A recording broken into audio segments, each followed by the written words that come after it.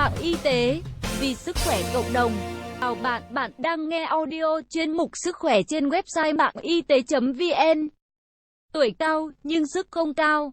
Sự suy giảm về các chức năng đã làm cho cơ thể người cao tuổi trở nên phức tạp và rất mong manh. 1. Thế nào là người cao tuổi? Trước hết, trong bài này, chúng tôi muốn thống nhất một vài thuật ngữ. Trước khi bàn tới nhiều vấn đề xoay quanh lớp người đã đi qua đỉnh của cuộc đời. Một số quốc gia gọi người cao tuổi bằng thuật ngữ người già, một số khác gọi là người xế, một số nơi gọi là người lão. Nhưng trong bài này, chúng tôi không có ý định phân chia quá rạch ròi những đối tượng như vậy.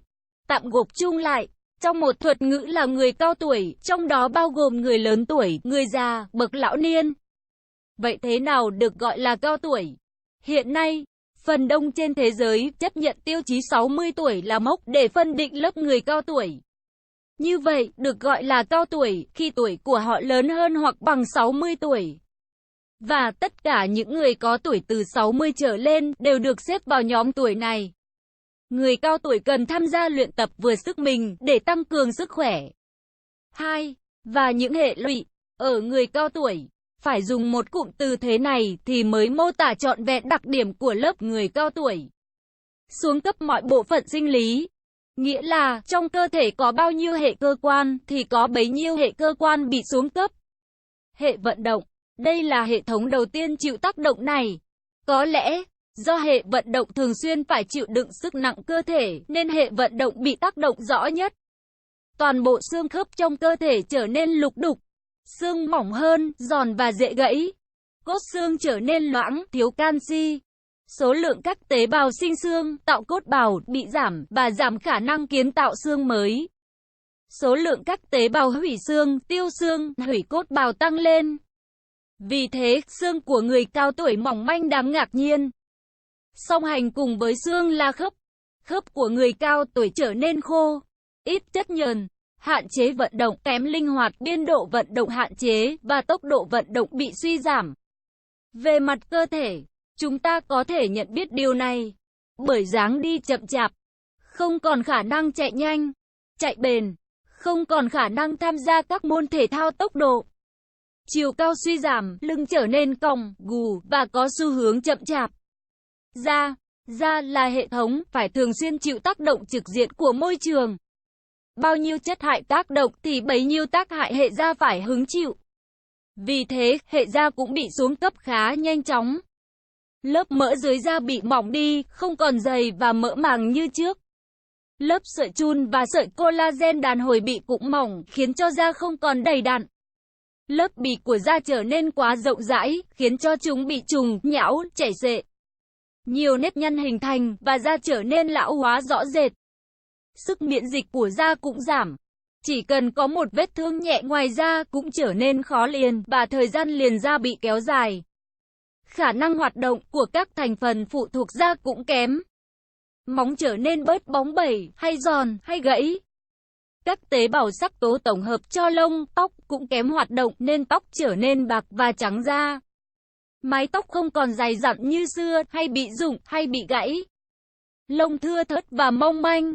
Hệ thần kinh là hệ thống tiếp theo bị tuổi tác phản ứng. Nhưng sự diễn biến ở hệ thần kinh không đồng nhất.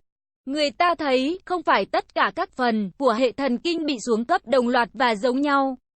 Nhìn chung, chức năng thần kinh không còn nhanh nhạy và khả năng xử lý thông tin cũng không còn thần tốc như trước. Tuy nhiên, khả năng ức chế phân biệt của hệ thần kinh lại trưởng thành đến mức tối đa. Hệ thần kinh của người ngoài 60 tuổi chỉ hưng phấn trung tâm nào cần hưng phấn, không hưng phấn một cách thừa thãi. Trung tâm nào cần ức chế, sẽ bị ức chế. Vì thế, ở hệ não bộ người cao tuổi, có sự điềm tĩnh một cách lạ thường. Như thể những năm sống tuổi trẻ đã cho họ kinh nghiệm, để họ vững chãi và trưởng thành thần kinh. Nhưng dần dần sau đó, các trung tâm của não bộ cũng trở nên kém. Trung tâm thị giác, trung tâm thính giác, trung tâm nhớ cũng dần bị thu hẹp diện tích do số lượng các tế bào thần kinh bị suy giảm. Họ trở nên kém trong thị giác, thính giác và trí nhớ. Cũng vì lý do suy giảm số lượng tế bào thần kinh ở các trung tâm, nên vấn đề tâm lý trở nên thay đổi khá thất thường. vì không còn duy trì sự hài hòa, cân bằng giữa chúng. Thể hiện triệu chứng đó là nhớ, quên, nhớ mọi thứ không chính xác, tính hay thay đổi, hay buồn, hay trầm cảm, hay suy nghĩ, và đặc biệt là rất hay dỗi như thể trẻ con. Hệ tiêu hóa là hệ thống tiếp theo bị suy giảm chức năng. Sức co bóp của cơ thành ống tiêu hóa bị suy giảm, nên người cao tuổi có xu hướng ăn chậm tiêu. Chính sức co bóp giảm, làm hệ tiêu hóa bị giảm nhu động, và người cao tuổi hay bị táo bón. Sự phối hợp hoạt động của cơ vùng hầu họng trở nên kém hơn, nên khi ăn có cảm giác khó nuốt. Hoạt động tuyến tiết dịch bị suy giảm tương đối rõ. Công năng của chúng chỉ còn chừng 40% so với thời trẻ. Cho nên, nhiều chỗ bị lủng củng, miệng thì ít nước bọt, nên ăn cảm thấy khô và khó nhai. Dạ dày thiếu dịch vị, nên ăn cảm thấy đầy bụng. Ruột bị thiếu dịch ruột, nên cảm thấy kém hấp thu. Gan thiếu dịch mật, nên chỉ cần sơ sẩy chút là đi ngoài. Hệ tim mạch, hệ hô hấp, hệ bài tiết cũng không nằm ngoài mục tiêu tấn công của tuổi tác. Tim trở nên kém co bóp. Hiệu suất co bóp của tim không còn mạnh mẽ như xưa.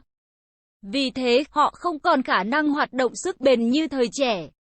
Thành mạch trở nên giòn, cứng, kém đàn hồi, nên hay bị vữa xơ thành mạch. Phổi kém giãn, thể tích lưu thông khí ở phổi bị suy giảm. Thể tích khí cặn tăng lên. Số lượng các phế năng hữu ích tham gia vào trao đổi khí máu bị suy giảm. Vì thế, thi thoảng người cao tuổi cảm thấy bị hụt hơi, bị kém thở, và hơi tắc nghẽn thở cũng là điều không khó hiểu.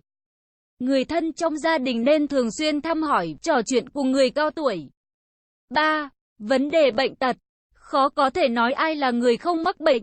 Ai cũng có vấn đề riêng của mình. Chỉ có điều, vấn đề ấy ở chỗ này hay ở chỗ khác, và mức độ thể hiện ra đến đâu.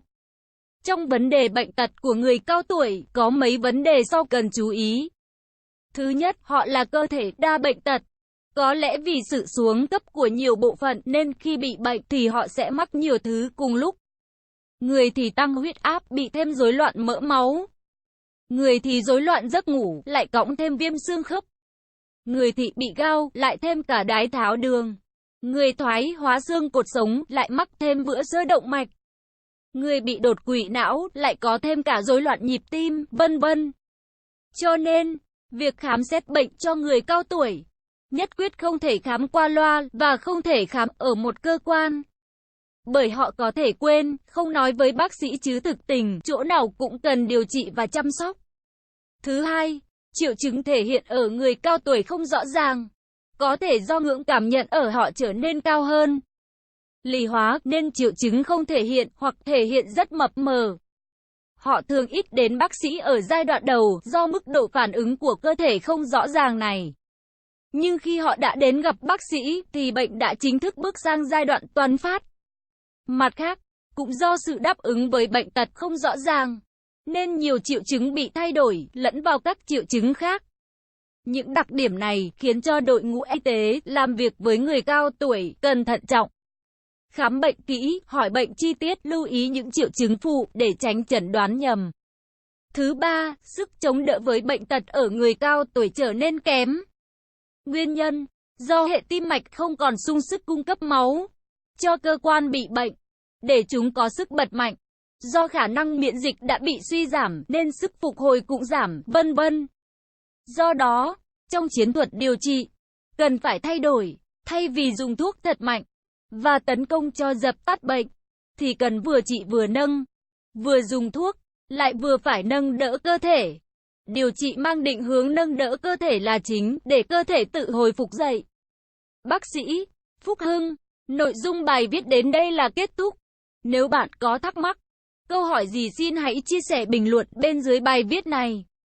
Mời bạn hãy đăng ký kênh Mạng Y tế, chia sẻ bài viết này tới bạn bè và theo dõi thêm những audio tiếp theo. Hy vọng bài viết này sẽ đem lại cho bạn nhiều điều bổ ích. Chúc bạn luôn mạnh khỏe.